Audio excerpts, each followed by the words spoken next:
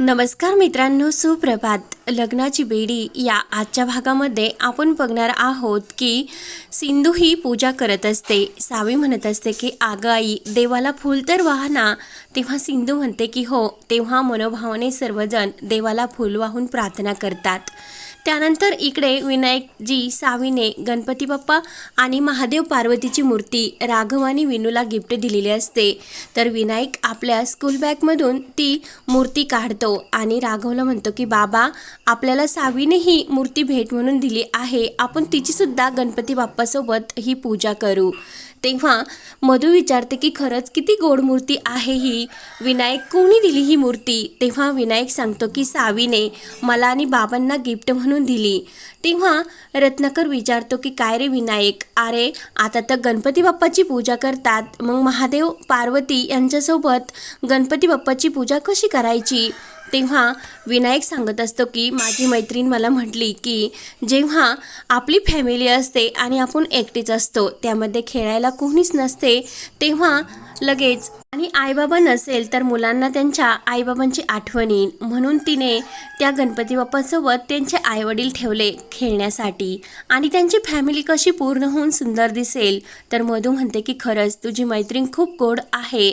तर विनायक म्हणते की हो, सावी खरंच खूप गोड आहे आणि दुसऱ्यांसाठी ती खूप मदत करत असते. तेव्हा राघव त्या मूर्तीला गणपती बाप्पाच्या मूर्तीजवळ ठेवून सर्वजण त्या मूर्तीची पूजा करतात. त्यानंतर इकडे सावी सुद्धा ती मूर्ती घेऊन येते आणि मंगेश मामाला म्हणते की मंगेश मामा, ह्या मूर्तीला सुद्धा गणपती बाप्पाच्या मूर्तीजवळ ठेव. तेव्हा सर्वजण मनोभावाने पूजा करतात. त्यानंतर लगेच रत्नाकर म्हणतो की अरे राघव, तू चेंज करून घे आणि गुरुजी यायची वेळसुद्धा झाली, कारण तुला पूजाला बसावे लागेल. तेव्हा गुरुजी येतात आणि सॉरी, मला थोडासा उशीर झाला कारण दुसरीकडे पूजा होती. रत्नाकर म्हणतो की काही हरकत नाही, तुम्ही पूजेची तयारी करून घ्या. तेव्हा गुरुजी विचारतात की पूजेसाठी कोण बसणार. तेव्हा रत्नाकर राघव म्हणतो. तेव्हा ऋतुजा लगेच ही ऋतुराजवर भडकते आणि ऋतुराजला म्हणते की तुमच्या मुलाला आणि तुम्हाला थोडीशी सुद्धा किंमत या घरात नाही. तेव्हा रत्नाकर हा ऋषभला म्हणत असतो की ऋषभ, अरे खूप गरमते, तू जरा फॅन लावतो का. म्हणून ऋषभ फॅन लावण्यासाठी जातो. तेव्हा मात्र विनायकच्या स्कूल बॅगमधून जो फोटो खाली पडलेला म्हणजे टेबलवर असतो सिंधू आणि सावीचा, तो फोटो लगेच वाऱ्याने, त्या फॅनच्या वाऱ्याने उडतो आणि लगेच तो राघव आणि विनायक हे घरातून चेंज करून बाहेर आलेले असतात आणि तो फोटो चक्क राघवच्या पायाखाली येतो. तेव्हा लगेच राघव तो फोटो उचलून घेतो आणि तो फोटो पलटी करून बघणार. तेव्हा गुरुजी म्हणतात की चला, पूजेची तयारी झालेली आहे. तेव्हा विनायक राघवच्या हातातून तो फोटो घेतो आणि बाबा, तो फोटो मला द्या, तुम्ही जा पूजेसाठी.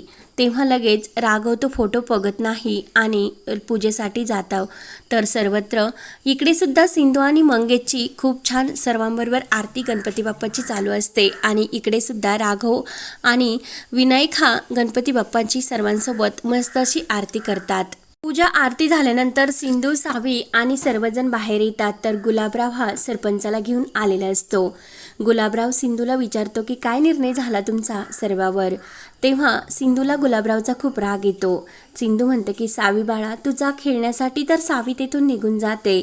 मंगेश म्हणत असतो की हे बघा सरपंच, तुम्हाला काय निर्णय घ्यायचा आणि जे बोलायचे तुम्ही बाजूला जाऊन बोला, सगळ्यांसमोर एका बाईची आबरू तुम्ही काढू नका.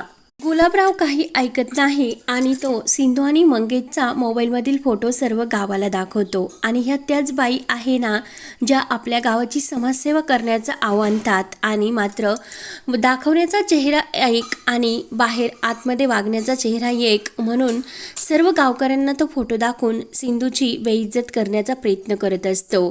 तेव्हा मात्र त्यातील एक बाई म्हणते की काय गुलाबराव, अहो सिंधू डॉक्टर आमच्या सर्व बायकांची मदत करतात, आपल्या गावातील गरीब लोकांचे उपचार त्या फुकट करतात, तुम्ही त्यांच्यावर असे आरोप का करता.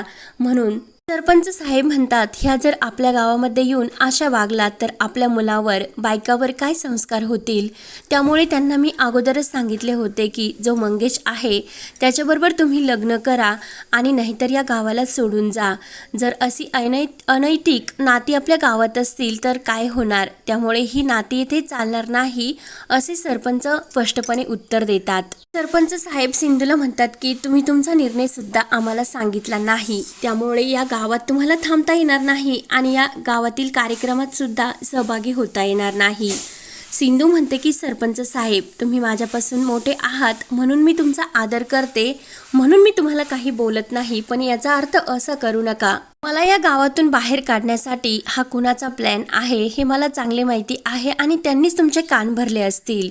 मंगेश आणि माझं काय नातं आहे हे विचारण्याचा मला कोणालाही हक्क नाही आणि ते नातंसुद्धा काय आहे ते मी कुणाला सांगू शकत नाही, कारण मी कुणाला बांधलेली नाही.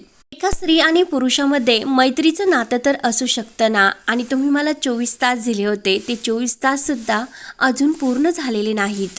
त्यामुळे आज रात्रीच्या आत दृष्टांचा नाश होईल आणि जे काही चांगल्याचं आहे म्हणजे सत्याचा विजय नक्की होईल. त्यामुळे 24 तास होण्या अगोदर तुम्ही थांबा. सरपंच साहेब म्हणतात ठीक आहे, 24 तास होईपर्यंत आम्ही थांबण्यासाठी तयार आहोत.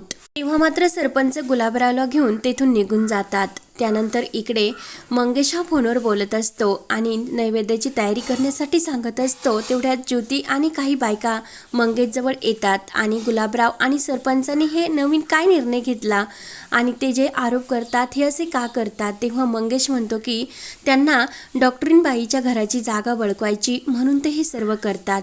तर ज्योती आणि इतर बायका म्हणतात की गुलाबराव आणि सरपंच केव्हासुद्धा येतील आणि परत तोच तमाशा होईल. मात्र सिंधू डॉक्टर आणि सावी ह्या कुठे गेलेल्या आहेत. मंगेश म्हणतो ते येतीलच. तेवढ्यात गुलाबराव आणि त्याचे गुंड तेथे येतात. तेव्हा मात्र सिंधू आणि मंगेशने एक प्लॅन केलेला असतो गुलाबरावला आपल्या प्लॅनमध्ये अडकवण्यासाठी. तेव्हा गुलाबराव विचारतो की काय रे मंगेश, कुठे तुझी डॉक्टरीन बाई आणि घाबरून पळाली की काय. तेवढ्यात एक बाई म्हणजे सिंधूची अंगावर पदर घेऊन आणि हातामध्ये गाठोडे घेऊन एका बाईचा वेश घेऊन तेथे येते आणि तोंड हे पूर्णपणे आपल्या पदराने तिने झाकून घेतलेले असते आणि मुद्दाम ती लगेच गुलाबरावला धडक देते आणि गुलाबराव तिला आपल्या मिठीत घेतो. तेवढ्यात मंगेश लगेच ते फोटो काढून घेतो आणि तेवढ्यात सरपंच साहेब येतात. तर मंगेश म्हणतो की सरपंच साहेब हे बघा, मी तुम्हाला दाखवायचं विसरलोच, खूप छान असा फोटो आहे. तर सरपंच साहेब तो फोटो बघतात आणि गुलाबरावला विचारतात की हे सर्व काय आहे. तेव्हा मंगेश म्हणतो की अहो, ह्या गुलाबरावने त्या बाईला मिठीतमध्ये घेतले, एवढ्या गावासमोर तिला त्रास देण्याचा प्रयत्न केला. तेव्हा सरपंच म्हणतात की हे सर्व काय आहे. तेव्हा ती बाई म्हणजे सिंधू रडण्याचे नाटक करते आणि हा गुलाबराव खोटं बोलतो, याने मला त्रास देण्याचा प्रयत्न केला, अख्ख्या गावासमोर माझी इज्जतसुद्धा घेण्याचा प्रयत्न केला. तर मंगेश म्हणतो की आता सरपंच साहेब तुम्ही या दोघांचे लग्न लावून द्या. आणि मंगेश हा मुद्दाम त्या बाईच्या वेशात असलेल्या सिंधूला विचारतो की तुम्ही या माणसाबरोबर लग्न करण्यासाठी तयार आहात का.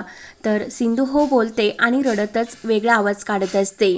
तेव्हा गुलाबराव म्हणतो की काही का बोलतात, काहीच झालेले नाही, हे सर्व मुद्दाम करतात. सरपंच साहेब म्हणतात की मंगेश हे कसे शक्य आहे, लग्न कसे लावायचे.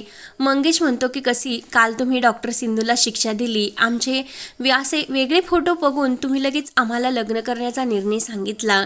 मग सर्वांसाठी हा निर्णय मान्यच आहे आणि नियम आणि अटीसुद्धा त्याच आहे.